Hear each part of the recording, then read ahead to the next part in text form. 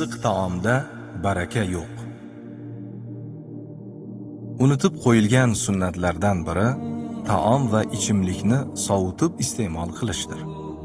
Ovqatni sovutib yeyishda ko'plab tibbiy foydalar bor.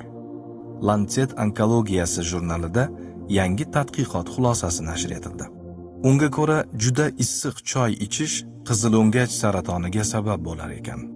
Oldinroq bu saratonga tamaki chekish va spirtli ichimlik ichish ham sabab bo'lishi e'lon qilingan edi. Shu sabab ovqat va choyni juda issiq holda iste'mol qilish inson salomatligiga o'ta salbiy ta'sir ko'rsatadi. O'tkazilgan ushbu tadqiqot ovqatni sovutib iste'mol qilish sog'lik uchun juda foydali ekanini ta'kidlovchi ko'plab tadqiqotlar oldida dengizdan bir tomchidir. Lekin taomni sovutish deganda uni o'ta muzdek qilish emas, balki qaynoq bilan muzdek o'rtasidagi mo'tadil bir holatga keltirishni tushunish lozim. Tadqiqotda yana shu ta'kidlanadiki, taom va ichimlikni doimiy ravishda qaynoq tanovul qilish ovqat hazm qilish a'zolarining ham saratonga chalinishiga olib keladi. Endi mana bu hadisga yaxshilab e'tibor beraylik. Ibn Umar roziyallohu anhudan rivoyat qilinadi. Rasululloh sallallohu alayhi va sallam taomni sovutib iste'mol qilinglar, chunki issiq taomda baraka yo'qdir dedilar. Imom Hokim Mustadrakda rivoyat qilgan. Shu o'rinda bir savol tug'iladi.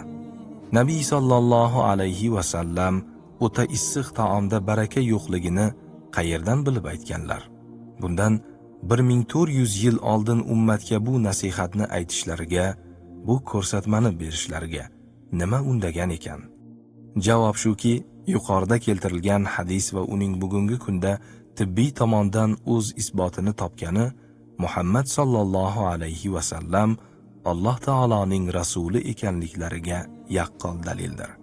Binobarin o'ta issiq taomda baraka yo'qligi va uni sovutib yeyish kerakligini u zotga Alloh taoloning o'zi bildirgandir.